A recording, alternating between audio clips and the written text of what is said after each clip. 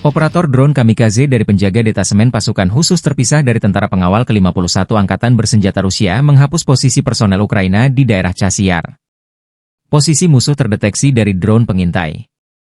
Tim pemburu ini kemudian menuntaskan tugasnya.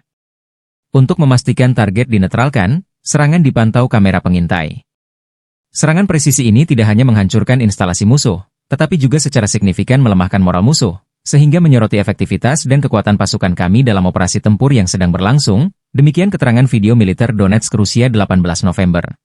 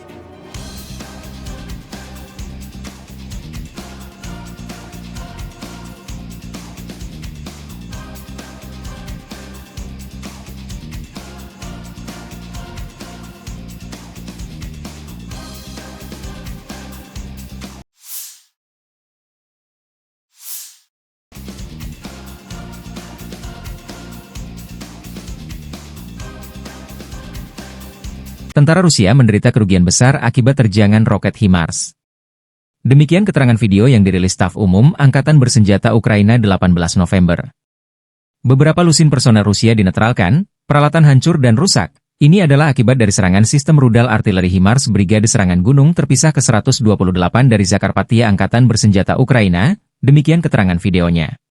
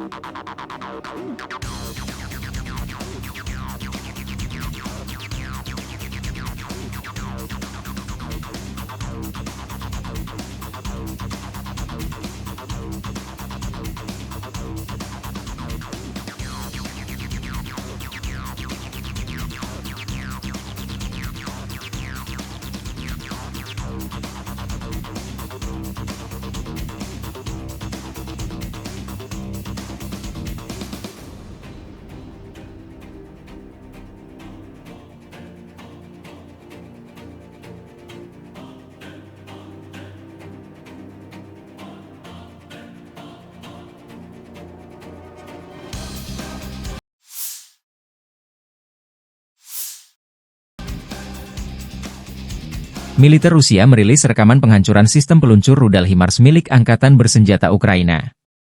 HIMARS kiriman dari Amerika Serikat ini dihantam drone Lancet di jalan raya area pemukiman Novosoloshino, 25 km barat laut Guliapole. Sasaran terdeteksi bergerak di sepanjang jalan bersama kru pendukung. Unit pengintai mengirim koordinat target ke tim penghancur. Serangan ke sasaran direkam drone pengintai. Video dirilis 18 November.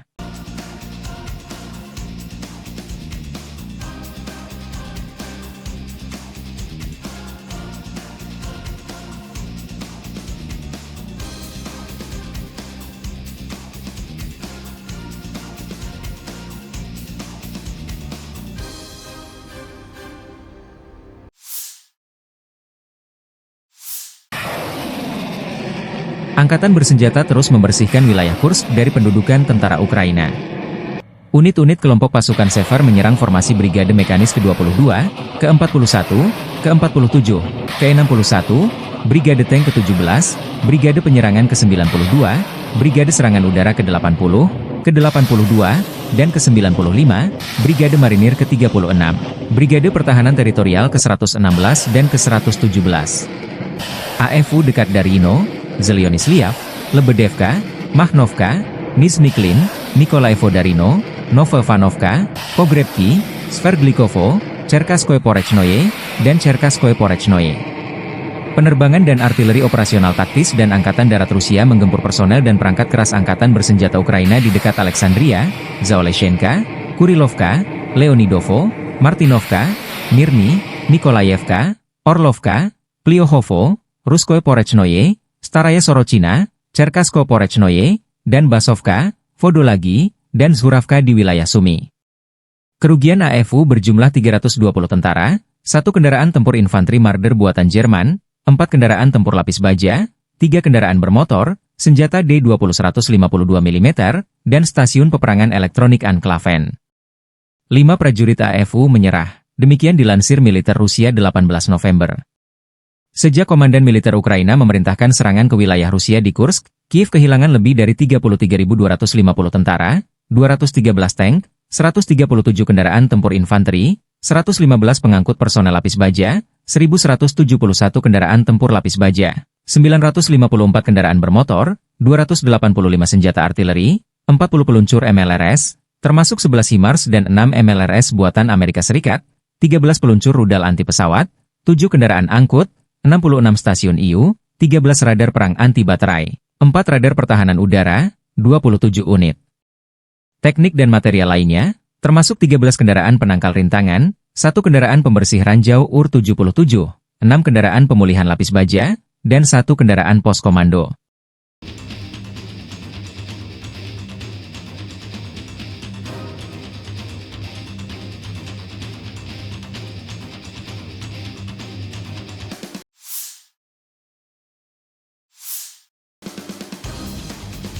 Staf Umum Angkatan Bersenjata Ukraina 18 November melaporkan, militer Rusia total kehilangan 722.440 tentara di Ukraina sejak dimulainya invasi skala penuh pada 24 Februari 2022. Jumlah ini termasuk 1.560 korban yang diderita pasukan Rusia hanya dalam sehari terakhir. Rusia juga kehilangan 15 tank, 30 sistem artileri, 99 pesawat tanpa awak, 38 kendaraan tempur pengangkut personel dan 2 kendaraan khusus militer dalam 24 jam terakhir. Menurut laporan militer Ukraina tersebut, pasukan Vladimir Putin total kehilangan 9.365 tank, 19.059 kendaraan tempur lapis baja, 29.428 kendaraan dan tangki bahan bakar, 20.586 sistem artileri, 1.252 sistem roket peluncur ganda, 999 sistem pertahanan udara, 369 pesawat terbang, 329 helikopter, 19.073 pesawat nirawak, 28 kapal dan perahu, dan 1 kapal selam.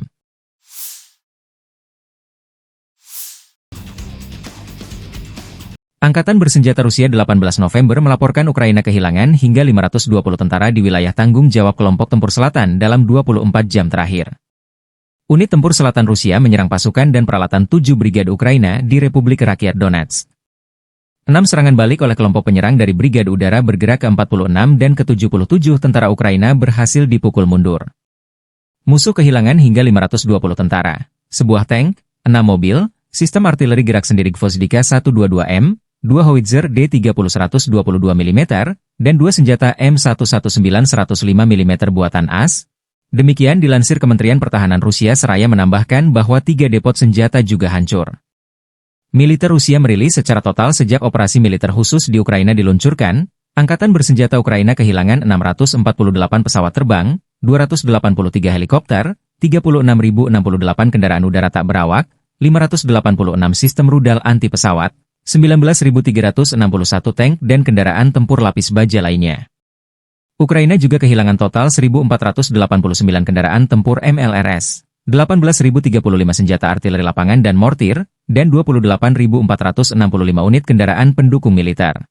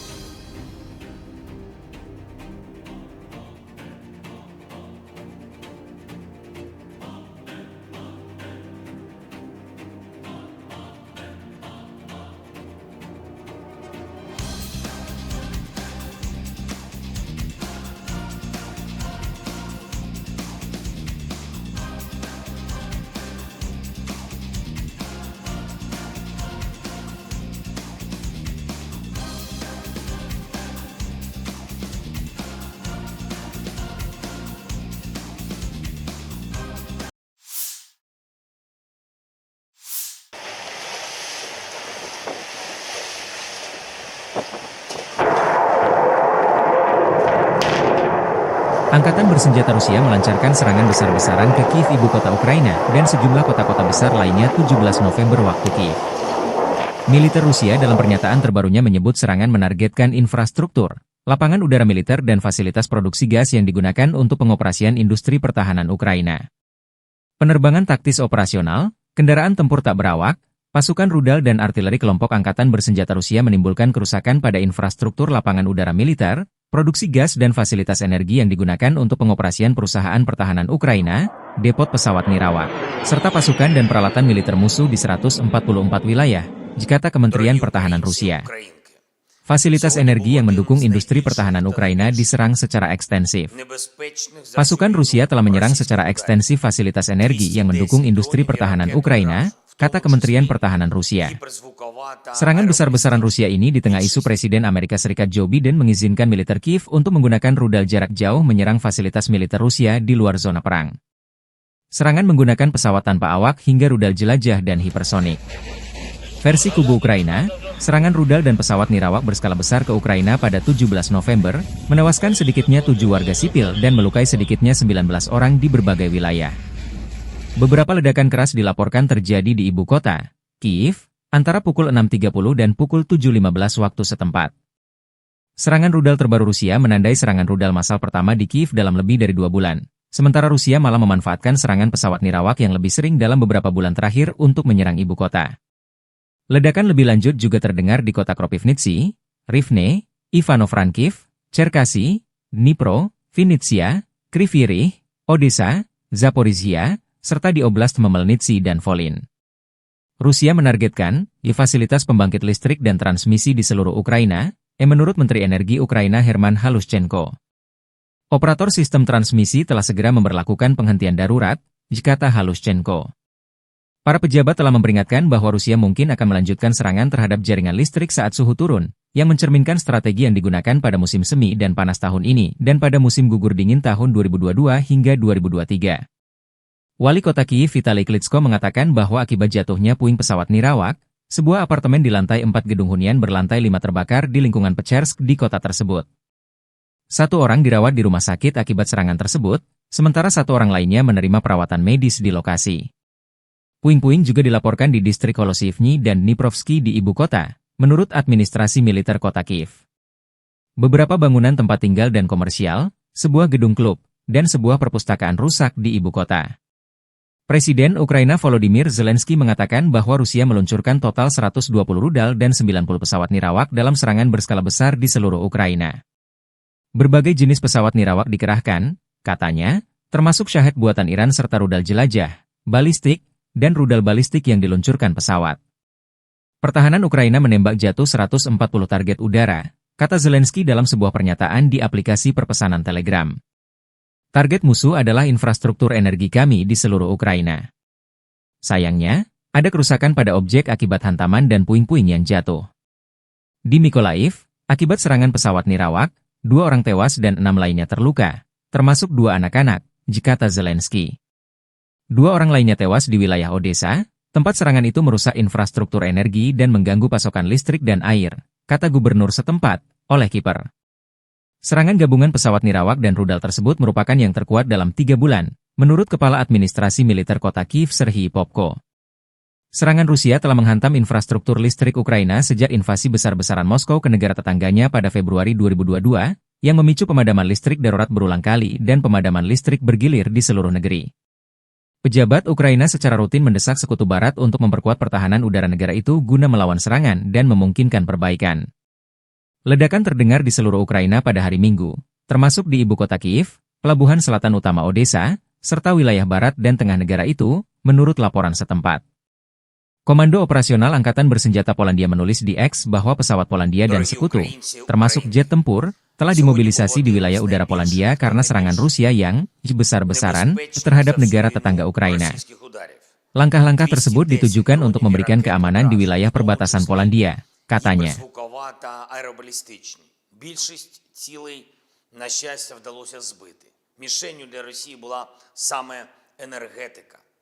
Критична інфраструктура. І це відповідь усім, хто хотів чогось досягти з Путіним розмовами, телефонними дзвінками, обіймами, умиротворенням. Сьогодні цей голуб миру надіслав нам чергові кинджали та калібри. Ось така дипломатія. Його мова – це підлість. Росія вже майже 1000 днів робить одне те й саме. І від цього треба захищатись, треба бути сильними. Час інвестувати треба не у те, щоб поговорити з кимось в Москві, а щоб дійсно змусити Росію до закінчення війни. Я дякую усім нашим воїнам ППО, повітряних сил, мобільним вогневим групам, кожному і кожній, хто забезпечує українську можливість збивати все це російське зло. Сьогодні знов блискуче проявили себе патріоти, непогано проявили себе F-16, є збиття ракет. Окрема вдячність всім партнерам, які допомагають нам системами і протиракетами. Це дійсно глобальна справа. Щоразу, коли відбуваються такі російські удари, ми бачимо, як важливо, що партнери не залишають патріоти та інші системи десь там на складах, а передають їх саме тим людям, хто вміє захищати життя і потребує цього. Ми зараз ще не отримали від партнерів всіх потрібних систем, але працюємо далі. Коли цей результат буде, відбиття атак стане більш повним. В 4 областях зараз тривають відновлювальні роботи. Вранці більше 1 мільйона абонентів були відключені від електрики. Зараз кількість значно менше. Я дякую всім ремонтним бригадам. Роботи триватимуть цілодобово. На жаль, від російського удару сьогодні є поранені. У Львівській області, в Києві, на Полтавщині, в Дніпровщині, Одеській області, в Запорізькій області. Усім надано необхідну допомогу. Є й загиблі.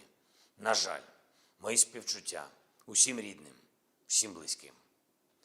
Обов'язково відповімо окупанту. І ми повинні витримати тиск зараз. Будь-який тиск, будь-які удари, щоб наступного року досягти свого, щоб досягти миру. І ще одне. План посилення України – це план перемоги, який я представив партнерам. Одним з головних пунктів є далекобійність для нашої армії. Сьогодні багато в медіа говорять про те, що ми отримали дозвіл на відповідні дії. Але удари завдають не словами. Такі речі не анонсують. Ракети самі за себе скажуть. Обов'язково.